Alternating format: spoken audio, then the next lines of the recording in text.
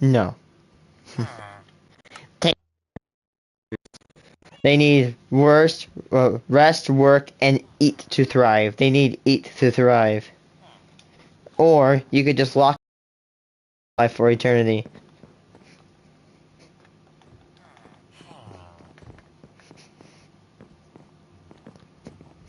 Dude, remember Minecraft? Like when you got a villager, so you didn't know what profession your villager was.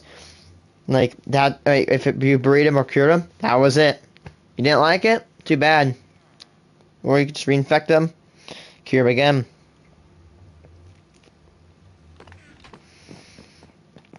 I think there was some point where Wyatt took my lanterns and stocked them away in this area. Yeah. Now I wonder if it's in. There they are. He took my lanterns. Not angry, I'm just a little bit upset that he didn't tell me. But hey, they're lanterns, so I don't really care. I paid for them. I didn't make them. I didn't craft them. I bought them.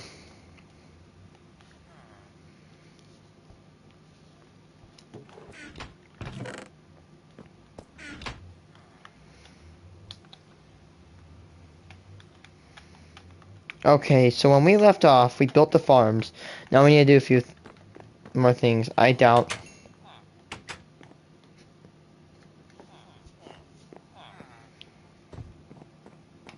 Now,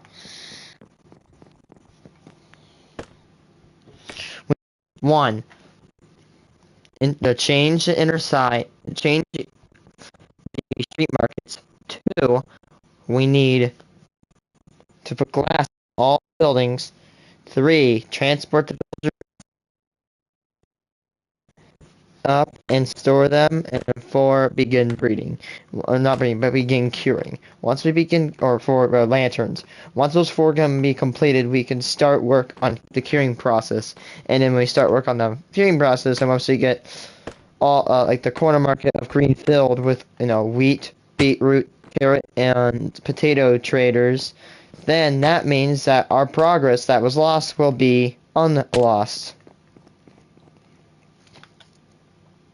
God, you know what's nice is that not only do I have a possible tooth growing in, I have a canker sore, right? It's that one spot of your mouth that squeezes, that freaking squeezes, man.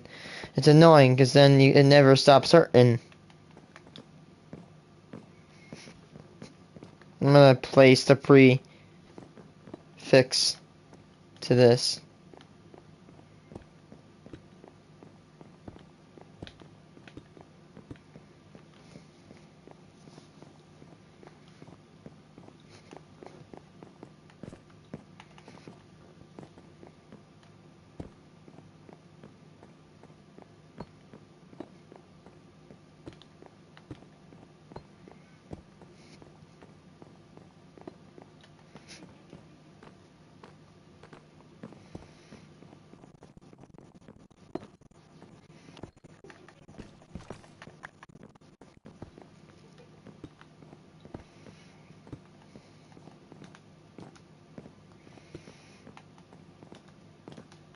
Okay.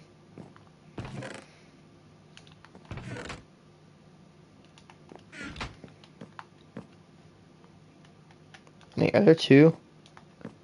No, there's not. I don't know why I thought there were two stone cutters. Alright, so yeah, we're pretty much... We need to do the light fixtures, which... When the corruption occurred... Oh, actually, wait, I remember.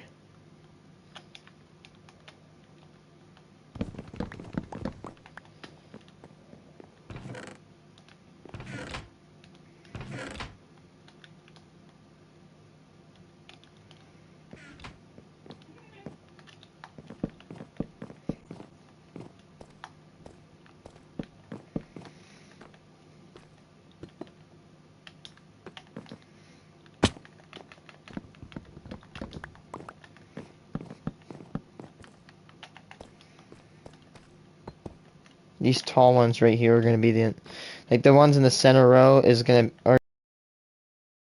make.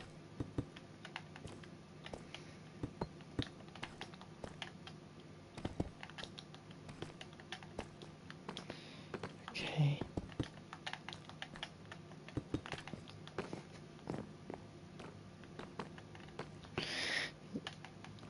Okay, yeah, and then a torch goes on the center one.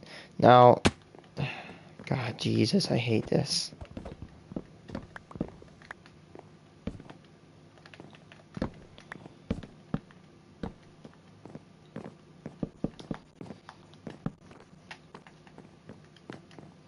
Now, what it does is that they're gonna light up the ceiling, and that makes it where there's almost no chance for monsters to spawn. Yeah, since these are the ones that are harder to do, I'm getting them out of the way first. These help light up the hallways, or the roads, and they help light up the ceiling, and they look kind of great.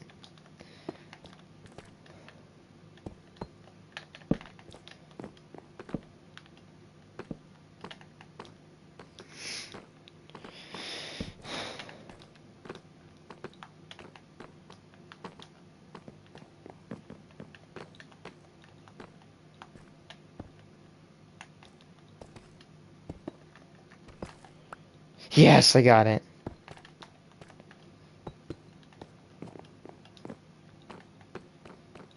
Alright.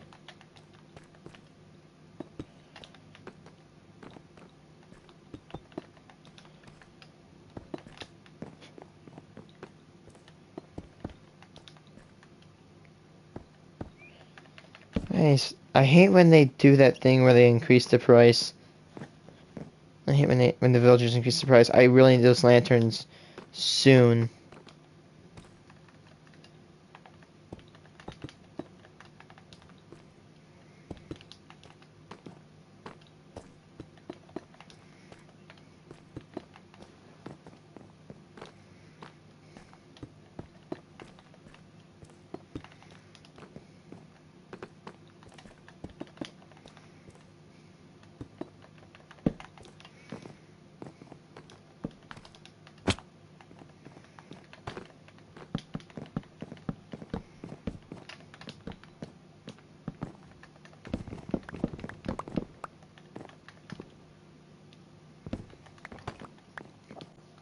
Okay. Let's do green first. Okay, if I remember how they do these, I think I did this. Okay. Complex right now, but as I learn, as I keep doing them, I'll get into the habit again.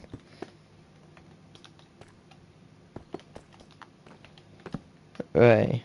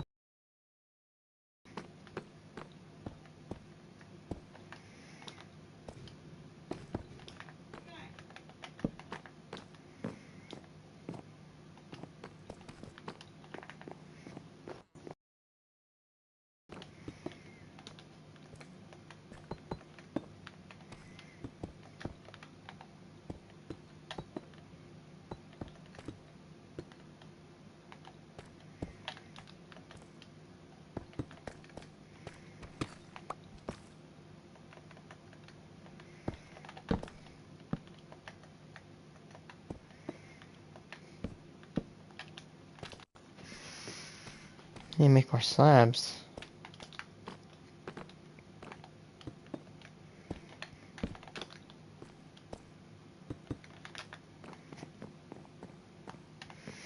Let's see, so 1, 2, 3, 4, 5, 6, 7, 8, 9, 10, 11, 12, 13, 14, 15.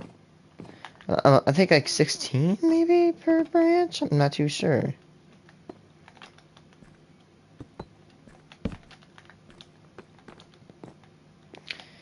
Yeah, 1, 2, 3, 4, 5, 6, 7, 8, 9, 10, 11, 12, 13, 14, 15, 16. Okay, so 16 per branch. Got it. Which, if it's actually branch, all the branches except for the middle. So yeah, we're gonna have to work on getting a little bit more support. Need a ironically of lanterns. Exactly that. Which we're encroaching that number pretty soon.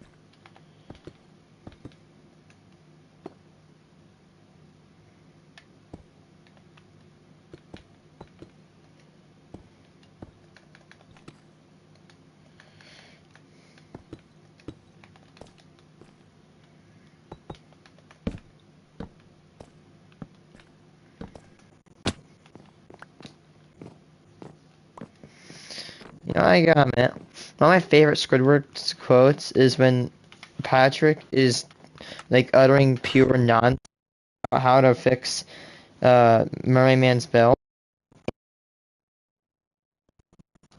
and then Swoop says, "I wonder if a fall from this height will kill me." And I have to find a video that I'm sorry. I got it.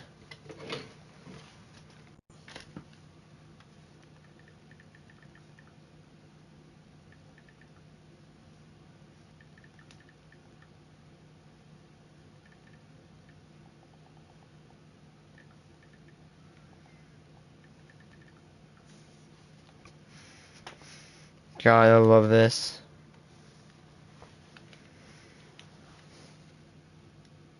Patrick, I don't think wumbo is a real word. Come on, you know. I wumbo, you wumbo, he, she, me, wumbo. Wumbo, wumboing. I wonder if a fall from this height would be enough to kill me. Literally, and someone commented, people testing fall damage be like, dude, I actually love that. Thanks to Chase. I mean, it's true. That person looks at height. No, feather falling for user looks at 100 block drop. I wonder if a fall from this height will be enough to kill me.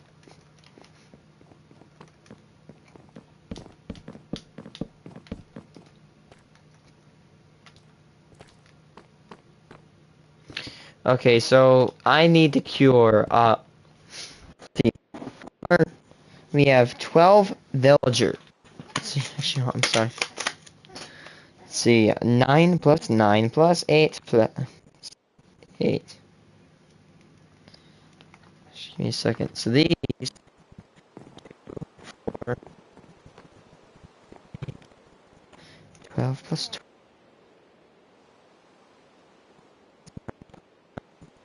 times 4.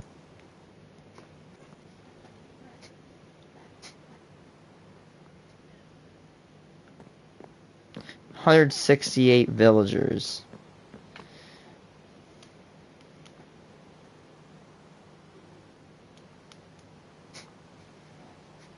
You need to cure 156 villagers. Now, it sounds like a daunting task, but actually, here's a little...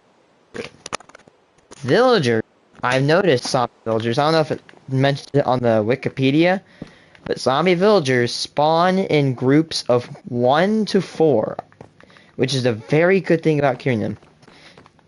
I have the resources, I need the time. So I have an idea. Since curing villagers will take me time, lots of it, I think I need to make a cycle to be cathathermal, quote unquote.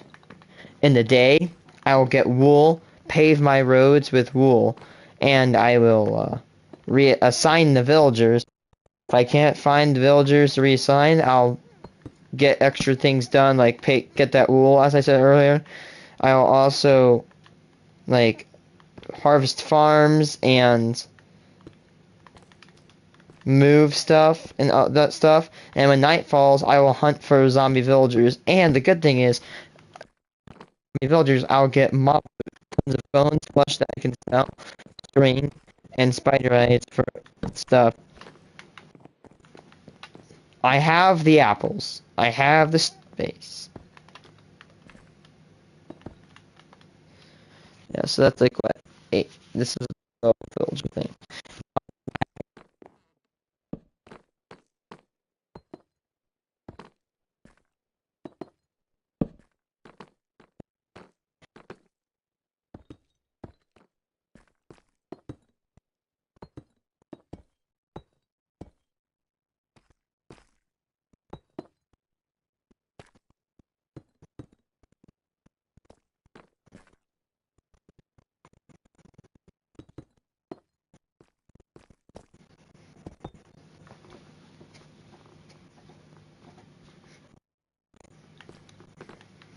Now, the villager size was literally going to be above 200, but I've reduced it down to a measly 168.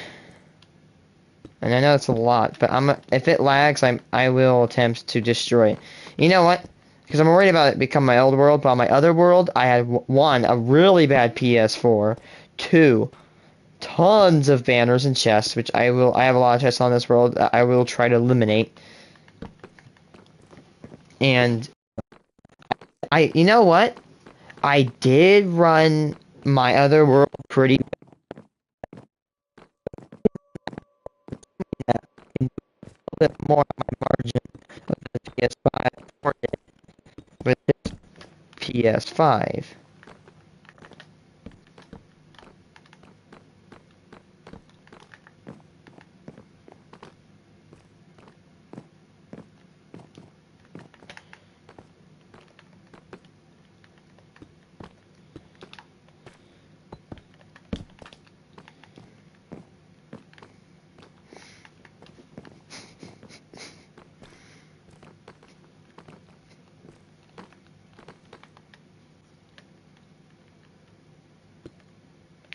That's my biggest concern, is not with resources, because I have gold, and if I need gold, I could probably just mine some from the nether, and I have golden reserves, and also potions. I have literally loads of spider eyes. I am able to make probably over a few hundred potions. Which actually, the good thing about potions is that I only need to use 1 per 2, because how I trap my villagers is I use a boat. And a boat, since remember they spawn in packs of up to 1 to 4, I can hit 2 at once with a potion. Now, I have noticed like 1 out of 10 of these villagers do not have the discounts. They will be literally slaughtered for the blood gods, like Technoblade. Anyway, as I was saying, those guys are just invalid. Most of them.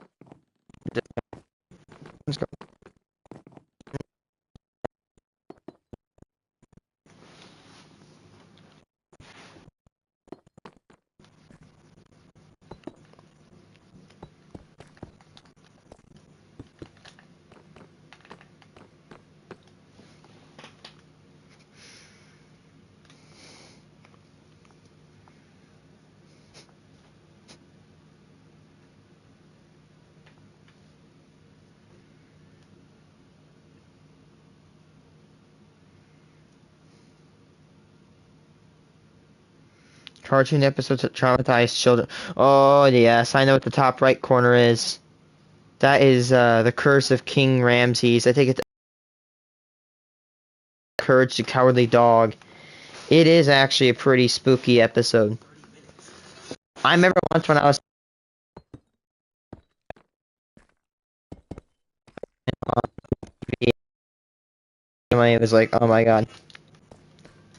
To this day, it is one of the most famous Courage the Cowardly Dog episodes, and a lot of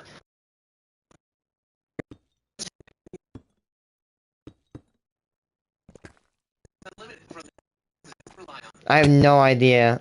I'm not even saying it. I do not hate Courage the Cowardly Dog, but how the hell did The Curse of King Ramses get greenlit? The oddly horrifying. How did Courage the Cowardly Dog get greenlit? I'm surprised. It's not a bad show. It's a very good show. But I'm surprised with all the scary stuff in it. I don't know how it got greenlit.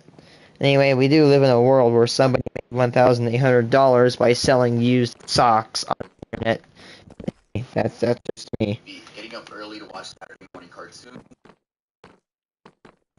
These cartoons gave us dreams, expectations, and most of all, permanent memories. Though, some shows push the boundaries, causing us to remember the more disturbing side of said cartoon. Today, we will be talking about cartoon episodes that traumatized children. Hey guys, welcome back to another video. Before this one actually starts, I want to let you guys know that today, the day that you are watching this, at 5 p.m. PST, we'll be doing a live Q&A on my Discord server. So you can join and ask. Pingu's Dream. Pingu's Dream. Pingu.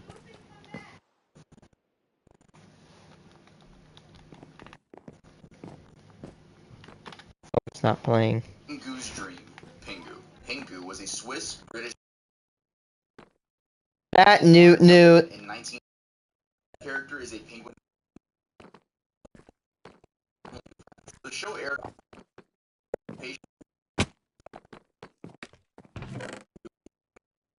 episode 26. Pingu's Dream. The episode starts off as normal, nothing out of the ordinary. Reading him a bedtime story, and Pingu begins to drift away. He wakes up to the sound of his igloo jumping, and before you know it, the igloo flies away. Then his creepy walrus watching Pingu.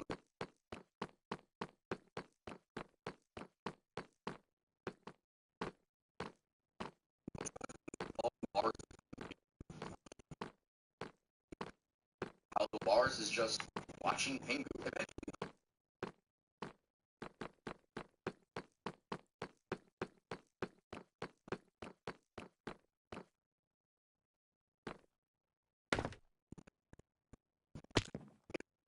The walrus is supposed to have this like goofy personality by making him almost human-like.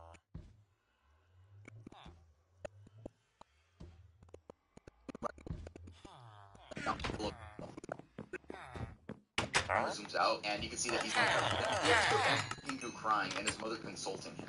Yes, that's how this episode ends. Not only is this the ending to the episode, but this was actually the season finale. This episode was highly controversial and was eventually banned from television due to the giant walrus being too scary and unsettling for many young viewers. The creator Omar Gutman actually used the same walrus model in a German short film he made years prior. This caught me off guard because the voice he used for the walrus is so unexpected. Here, I'll just play a clip.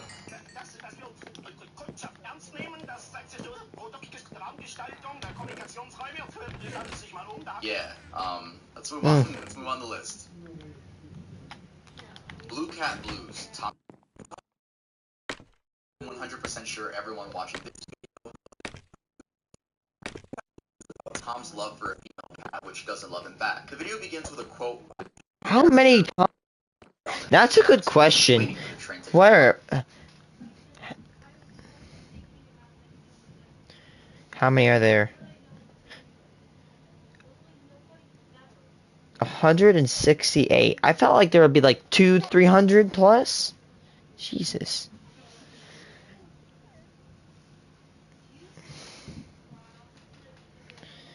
Yeah, I don't know. The quote is, "Poor Tom. In a few minutes, it'll all be over." And for the first time, Poor, miserable, lovesick creature. I suppose people will say I should have helped them. I know.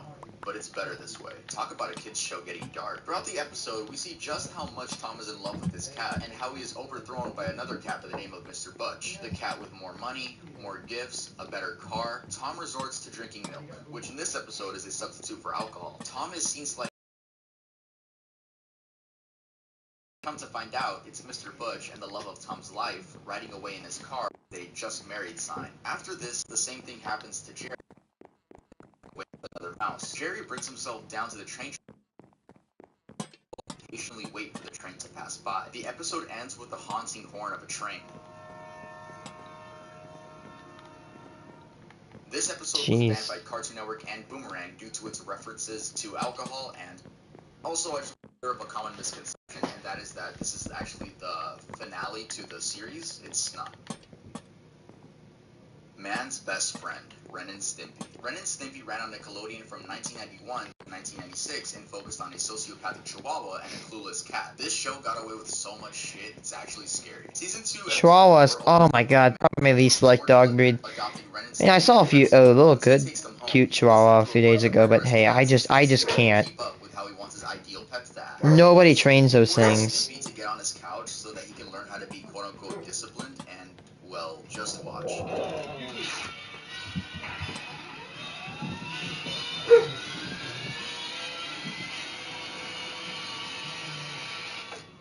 That's a good boy. I have no idea What the hell? let the show air in the first place. Eventually, George says that his pets need to learn how to attack.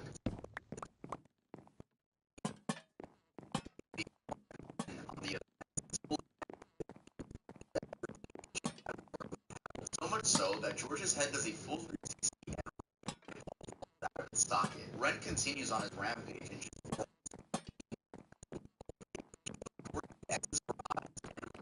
means. Though he actually didn't die. It's still quite disturbing to add that little detail. But the disturbing parts of this episode don't end there. George climbs out of his suit, breathes like a maniac, and congratulates Ren on being a true champion. The episode ends with all three characters dancing. Saw what it actually contained. But this episode was moved to Ren and Stimpy Adult Party cartoon. And that show was basically a revival of the except with very sexual. It was just a very sexual show. I mean, if the creator went from making a kids show and turning that kids show into a sexual, I mean, I guess we could see where his mind was. Anyway, we could tell that this creator was trying to his dark humor, but it just ended up being super creepy for kids. We're gonna have exactly one lantern left. Teeth for Two, Cat Dog. Cat Dog ran for 7 years. Dude, isn't this like an OG Nickelodeon? You may recognize Dog's voice.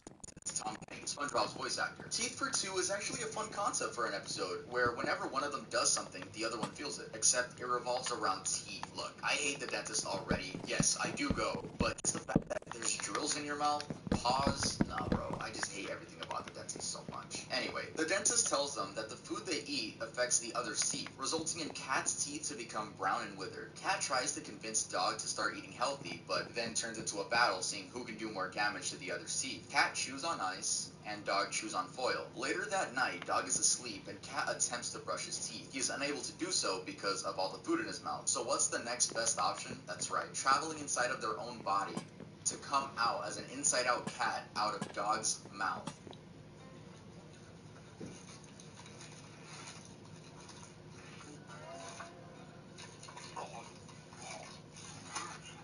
What the hell?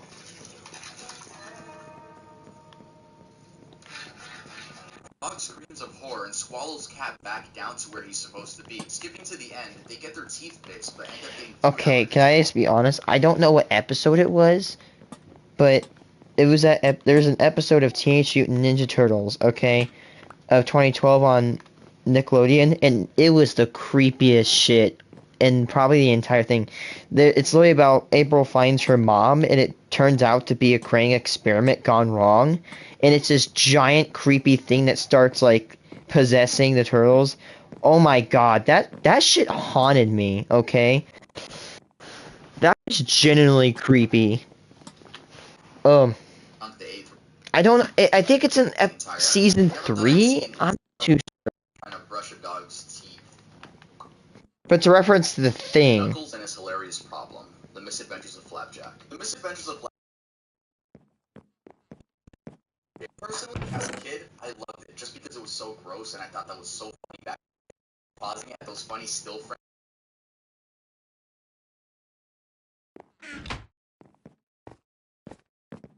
This episode is about addiction. More specifically, Knuckles' addiction to candy, which has the effects of alcohol. From feeling warm and happy, angry at the world, to depression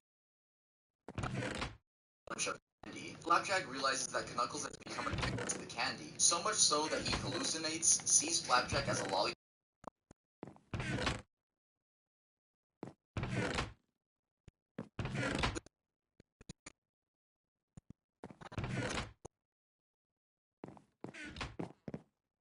In Speed Friends, pages where he steals from homes, babies, and a gumball machine. Then we go to this depressing scene showing just how this candy addiction has left Knuckles. Getting kicked out of the candy trough, being used as a doormat, and taking any bit of candy he can get, even if it's from a stranger's mouth.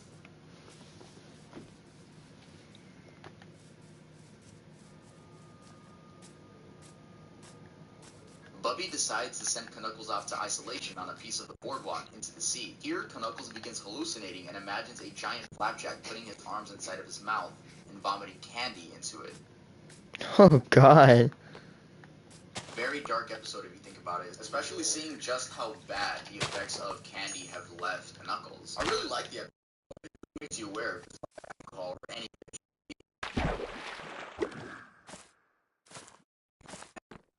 Beyond released in 1999 and aired on Cartoon Network and WB Kids. Today we're going to be talking about Season 1, Episode 15, aka Earth Movers.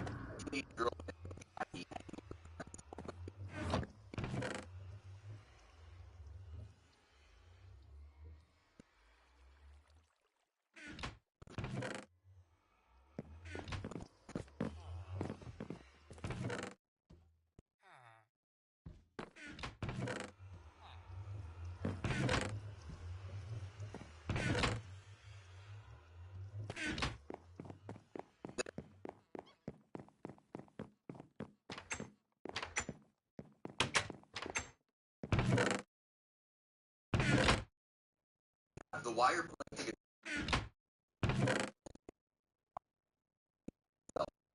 was at the bottom and ended up being crushed by the debris. Not only that, but was covered by the toxic waste. Everyone assumed that he died instantly, and Bill felt so bad that he ended up adopting Jackie, who was only a kid at the time. Fast forward into the episode, and the Earth Mover has trapped both Jackie and Bill underground. During this scene, Jackie finds out what her father actually looks like, and, well... Holy shit. So like the text was saying, I can't show too much due to a copyright claim, but basically, Jackie is horrified seeing that this is her father. I mean, who wouldn't be? Look at the way they drew it. Yeah, that's basically the scene in a nutshell. I mean, even listen to that voice. It sounds like he's struggling to get his words out. He seems to think that Bill betrayed him and left him to die so that he didn't have to split the revenue with a partner. He also sees Bill adopting Jackie as her getting stolen from him. Imagine accidentally dying, and then the friend that accidentally killed you adopts your daughter? Bro. Ends with this very dark quote. My father. He's not your father. Not really. He's a ghost. Dad.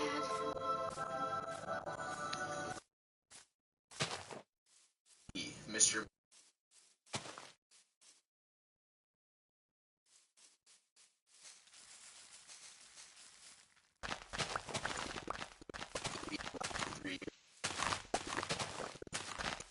Fast food workers. This is nightmare fuel.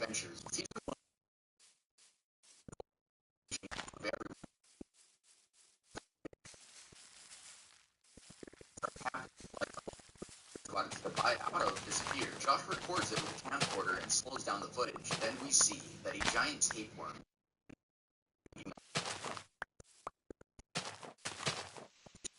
Parker's stomach. Well, he doesn't take it. Instead, he swallows it whole in front of them. Go. Come on in.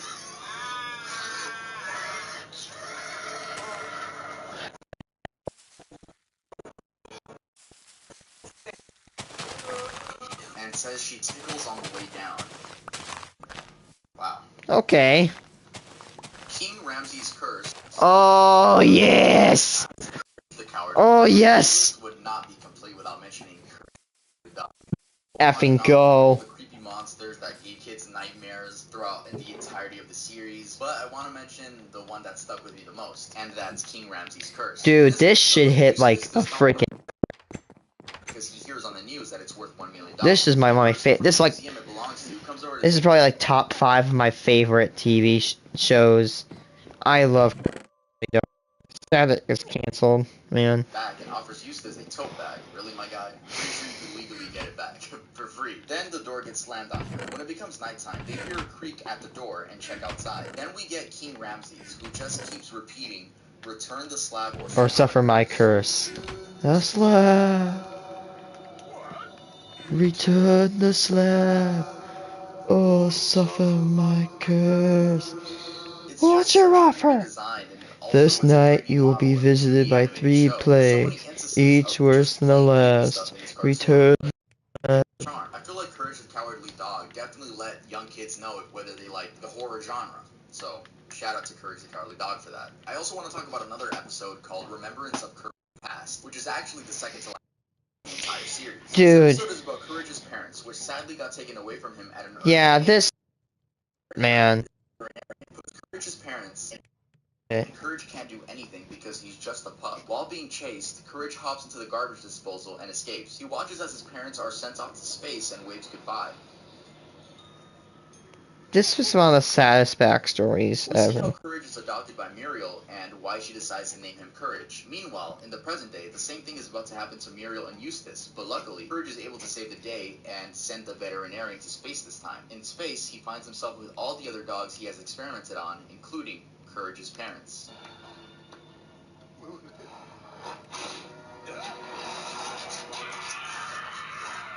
Those 2 episodes never left my mind. Same. Jurassic Park, Futurama. This is a little bonus I'm throwing in. The reason I'm throwing this in as a bonus is because one, Futurama wasn't really made for kids. It was a show for young adults. And 2, I don't think this episode traumatized anyone. It was just incredibly sad. And if you're a fan of Futurama, you already know what I'm talking about. This episode, Jurassic Park, was the hardest one to rewatch for me. This episode is about Fry's old dog from 1997 named Seymour. In case you guys don't know, Futurama takes place in the year 3000, with Fry being the only person from the year 2000, since he accidentally fell into a cryogenic chamber on New Year's Day. Anyway, Fry finds Seymour as a fossil in a museum, where he then takes home to the professor. The professor explains that he can actually bring back Seymour with new technology, and so Fry begins getting ready for Seymour's return. This includes a doggy bed, a collar, and some chew toys. When the professor is ready to bring back Seymour, Bender throws his body into a pit of lava because he's jealous that Fry will have a new best friend. We get a flashback of Seymour doing everything in his power to find Fry. Seymour eventually finds Fry, but no one in the lab notices that Fry is in there. Even his parents go to pick up Seymour. Talk about frustration. Anyway, Bender jumps into the lava pit and retrieves Seymour's body. Seymour didn't burn due to the material covering his body. The professor finds out that Seymour actually lived his full lifespan of 15 years, 12 years after Fry's disappearance. So Fry decides not to bring him back, simply because he doubts Seymour even remembers him, and he probably moved on with another family. But wait, here's the kicker. We, the audience, get a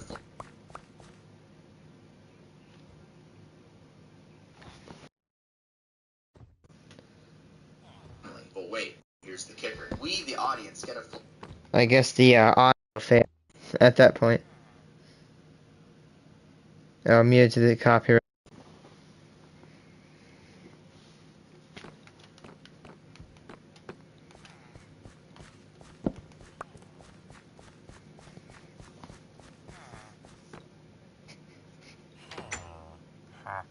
episode was actually nominated for an Emmy in 2003, which, that's just how good the episode was. Sadly, it did not win the Emmy. The Simpsons beat it out, which is also made by Matt Groening, so Matt Groening, good on you. Yeah, this episode tore my heart out when I watched it. I hope you guys enjoyed that video. If you did, make sure to leave a like and make sure to subscribe to the channel. We're almost at 200,000 subscribers. Make sure to go follow me on all my socials, Instagram, Twitter, Discord server, because we're going to be talking later. Or commercials that aired on TV. Dude, does anybody still watch TV to this day? I don't. Let's say gaming is a waste of time. Same. Let's show down their throat while they gain 50,000 pounds. Get a wheel off of your car. Car selling reimagined. PG. Commercials and PSAs are meant to get a message point across to the audience. For the most part, that's exactly what they do. But some companies Oh my god, take it's this a the little ice too cream far in lady. order to gain shock value. Sometimes the company doesn't even know they're making the viewer uncomfortable. But There's also some PSAs where, like, there's literally children that apparently get shocked by lightning. Because apparently in the world of British PSAs, children love going near substations, also known as those giant power facilities that help control breakers that help you fix the power or help people fix the power. What made them so creepy? In other words, today we will be talking about creepy commercials that actually air. Up, guys. Black and white. My natural hair color is black, so we're back to black. I know that my purple. That was not on purpose. This is what I was actually trying to go for. Also beautiful. Make sure to follow me on Instagram.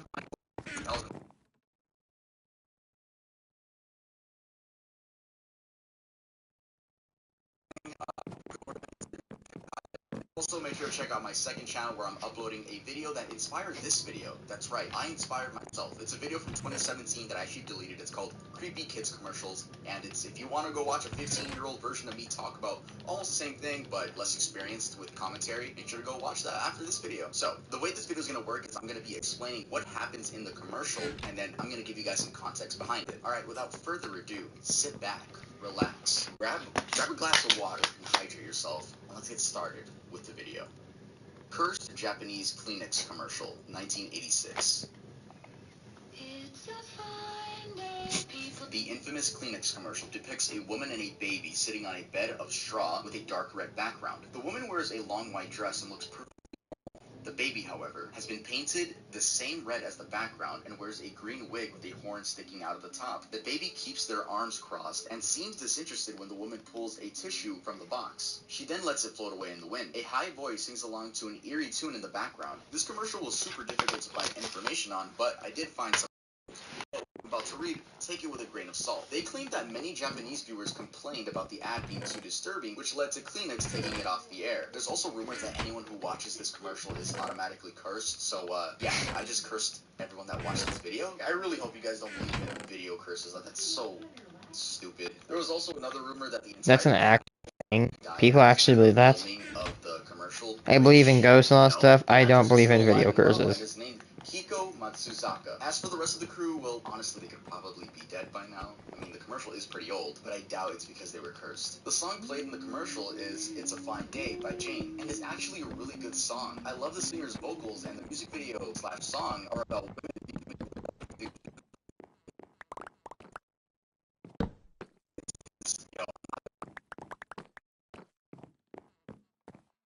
There, 1973. The next time you're in the forest, be extra careful, okay? If you knew it was me, would you have listened? Smokey the Bear is an advertising character created by the Ad Council and the U.S. Forest Service to raise awareness against human-caused wildfires. Starting in 1944, Smokey's campaign has been the longest-running public service campaign in American history. Over the years, the campaign has fed some questionable ads, especially this infamous one from 1973. Actress Joanna Cassidy looks at the camera seductively as the camera pans slowly closer to her face. She talks about the forest and how we should all be careful with fire in the forest. Suddenly, her face turns into a mask, and it is revealed that Smokey was actually Cassidy all along and asks us, if we knew that it was him, would we have listened? Work Safety PSA. Actually, really another good reason you should never start a fire in the woods is because if you burn poison ivy, it will get into your lungs and potentially be fatal. I never knew this until a few days ago, where I looked up facts about poison ivy, and it's scary, apparently. I'm not burning poison ivy. You should actually, in my opinion, they want to get more people to know, not burn fire. You should tell them why you should. What happens when you breathe in the fumes of burning ivy?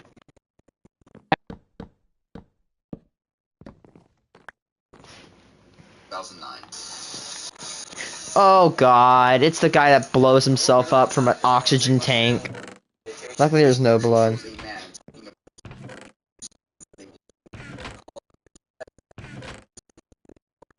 something close up and flying off the roof. I'm blurring it just to be safe, but maybe you guys can see his body ragdoll through the blur. And I'm not gonna lie, I was laughing so hard when I saw this commercial. It's just like, why?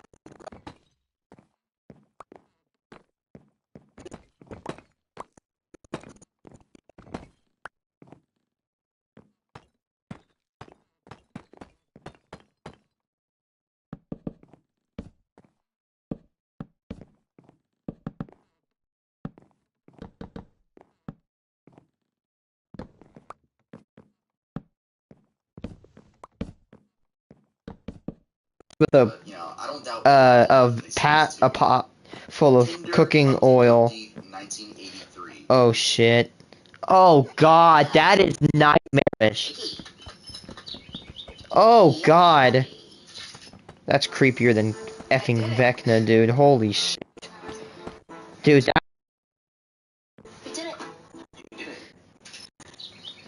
that's actually creepier than SCP-173.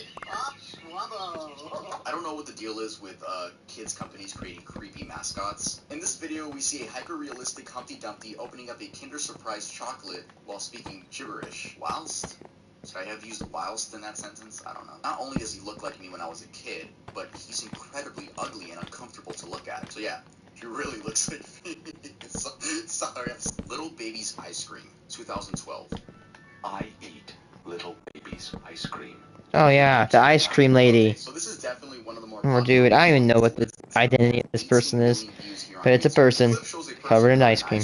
Just eating themselves with some narration and a creepy song in the background. This was only one of a collection of short videos directed by Doug Williams, which is known for very weird videos. The Little Baby's Ice Cream website is no longer working, but we can check out archives on the Wayback Machine. Going back to when this commercial was released, 2012, the website is really normal. I use the term commercial this was uploaded to YouTube. Anyway, as I was saying, yeah, the website isn't creepy like the videos at all. The brand describes themselves as a handmade, small batch, super premium ice cream company that specializes in unique and surprising flavor combinations with additional emphasis on providing non-dairy and vegan options to suit every kind of open-minded and convivial citizen. Little Baby's Ice Cream is literally just a wholesome ice cream company in Philadelphia, or I should say, the company shut down in 2019 for reasons they didn't disclose. But while doing my research, I found myself asking, who is the person in the video? Apparently, it's a person by the name of Asa Sheeb. Probably a horrible pronunciation, but I'm sorry. If this is the correct person, then they go by they, them pronouns, and this is what they actually look like. I got these images from my Reddit AI. Oh,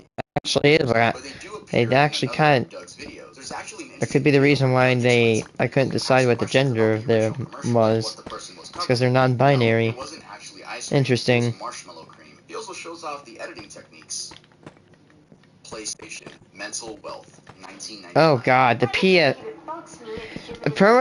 weren't the PS2 commercials like botched? Mankind went to the moon. This advert shows an alien-looking Scottish girl talking about mental wealth. She's basically just talking about society, but I'm sure no one paid attention to what she was actually saying due to her face. Commercial, and by the end of her speech, we see it's a commercial for PlayStation. Why? I have no idea. But she did. Dude, having the best girlfriend is the best thing of all. I love having a girlfriend. Eat at McDonald's. Like, hey, look at me. PlayStation doc. Okay, come on, man. I'm a PS fan, and you know you got me. Oh, God. Directed by the GOAT himself, Chris Cunningham, who is known for collaborating with Aphex Twin on music videos. In case you're wondering, yes, they have the same type of weird vibe. I'm pretty sure he directed Rubber Johnny, which we have spoken about in another video. I'm sure he made her speak nonsense so the audience just focuses on her looks rather than what she's saying. In an interview with Games Radar, we find out her identity, and it's Fiona McLean. No, she's not actually an alien. She explains that she was only 17 at the time and got the audition through her booking agency. She didn't know they were going to distort her face, so when she saw the video, she was shocked. Fun fact, she was actually paid 10,000 euros, which equivalates to 13,443. Hey, I don't care. I'd take it. She was also given a free PlayStation. Hey. Sugar Rice Crinkles, 1960s. Oh, God, it's a clown.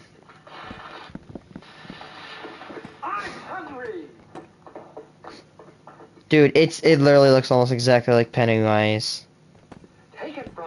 This commercial aired in the 1960s, and it's a pretty awkward commercial. Now, personally, I've never had a fear of clowns. Discord video saying they couldn't sit through the video because I was dressed up as the Joker. Okay, pussy. Well, am I gonna get killed for phobia shaming? Anyway, the commercial is mainly awkward because there's no background music, like I said, and well, yeah, it's a pretty creepy clown. I'm not like petrified of clowns. I'm just more uncomfortable. Yeah, like yeah, I'm not scared of clowns. All you gotta do is if they're trying to attack you, just pull out a double-barreled shotgun and blow them right in the face. If it's an evil clown and it's trying to end your life, go ahead. If it's just a happy one and it's not gonna end your life, then don't end it, because that is called murder and it's a felony. Rice, crinkles, rice, Asian. Yeah, pretty racist. They gave the Asian boy a stereotypical design, you know, lines for eyes and a racist voice that I bet the voice actor wasn't even Asian for. And you know how cereals used to have toys back in the day? I don't know if they still do, but their toy was so high pulling a wagon. So high, pump himself. Chico, faster, faster. Calbee Consomme Panchi commercials, 2007 to 2013.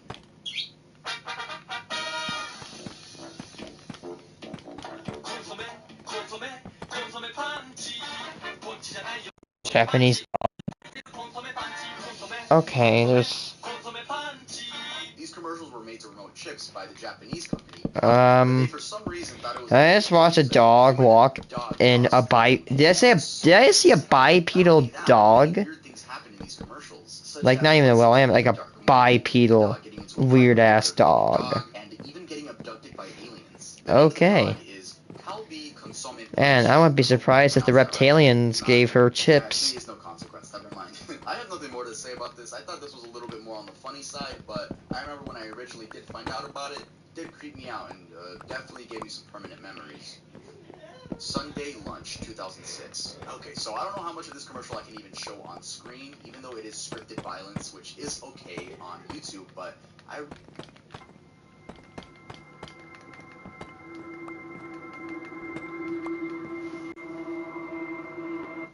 really don't want to deal with a YouTube employee reviewing my video, because in case you guys don't know, especially if you upload morbid content, sometimes YouTube detects your video to have something bad in it, which leads you to need a human review to make sure you can put ads on your videos, which is so annoying, but yeah, I just don't want to do that. So I'll do my best to describe it with screenshots from the video. We start off with a family based in the UK gathering around for lunch. Everything is normal. Oh no, oh no, I know what this one is. Yeah, literally just pulls out a frickin' 1911 and domes her frickin' kid in the head with a gun. This commercial's effed, dude.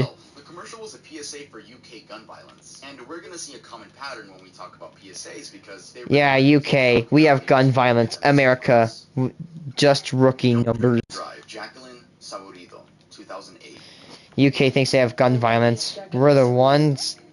This is a picture of me before I was hit by a drunk driver. This PSA begins with a woman holding a sign with her face on it, explaining she was in a horrible car accident in which 2 of her friends died and she ended up needing more than 40 surgeries. She pulls down the picture, revealing her new face. This is me when my life was just like anyone else in college.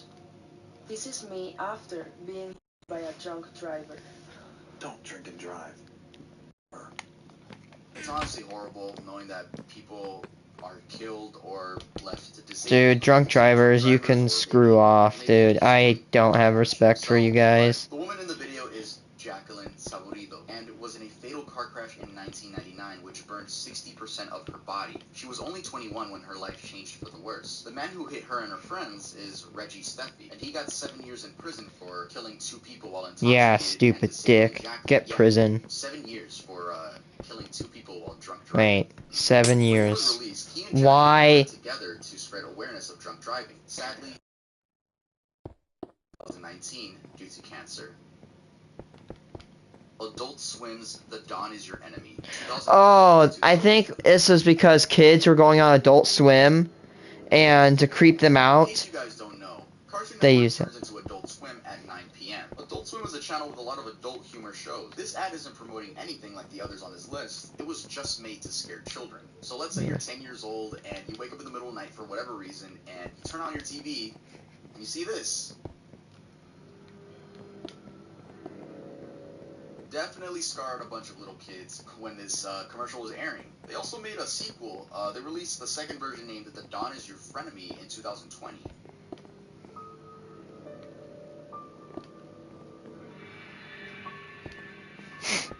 K-Fee commercials, 2004. Oh, shit. Recognize this clip as Zombie. one of the internet's earliest jump scares, but don't worry, I'm not gonna actually play the jump scares. So I still have to play the clip because I want to show you guys, so we're just gonna replace the jump scare sound with my beautiful voice. Rawr. German. So these commercials were meant to jump scare you, increase your heart rate, and then tell you, see that feeling? That's what our beverage can do to your heart and make you energized, I guess. They had a series of these commercials. Can throw me in the cardiac arrest. My amazing voice.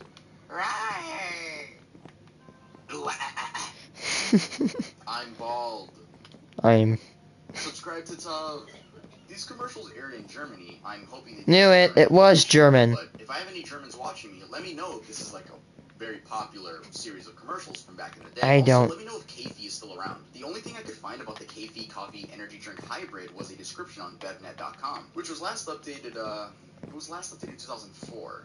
Yeah, for some of you watching, your parents hadn't even made you yet. Yeah. This website that also goes by kfee.us. It focuses on coffee, but no energy drinks. Could this be the US division, or maybe just a coincidence? Honestly, from the research I did, I'm 99.9% sure this is a fat coincidence. Burger King snake commercial, 2006. A man unwraps a burger, exclaiming, meat in his head. He realizes that he forgot a soda, so he gets up. Then we see another guy in a blue shirt looking at the burger, wiggling his tongue like a snake. He even gets down on the floor and wiggles to the burger like a snake, with a song playing in the background that corresponds to the What? all at once. The other guy exclaims something in horror, and then the blue shirt male gets up and says, "The Burger King Triple Whopper. Eat like a snake." I really wonder how awkward this one was to film. And It's creepy, but it's funny. Companies don't think about. I think these companies are really used to focus on shock value. They didn't even care if it was like bad shock value. They just wanted shock value, so they remember the brand's name. But yeah, let's move on. Yoshi's Island SNES commercial, 1995. What do you think of when I say SNES commercial? If you said fat guy eating until he pops, then you would be right. When it's too much, too much? To find out, we crammed everything into Super Mario World 2 Yoshi's Island. 60 more levels, massive enemies, huge Yoshi tricks, all served up with the latest graphic technology, Morphmation. Oh, sure you...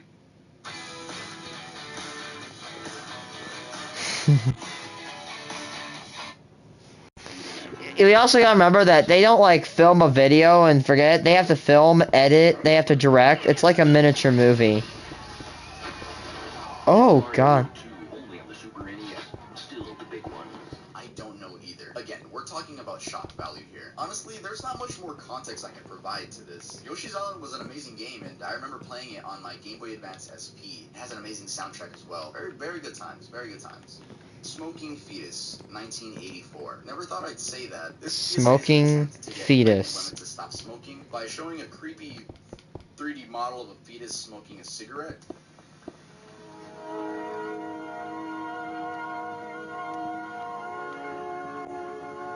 Oh god. Lord of the Rings. To your unborn child. You do. Every time you smoke while you're pregnant. Pregnant mothers, please, don't smoke.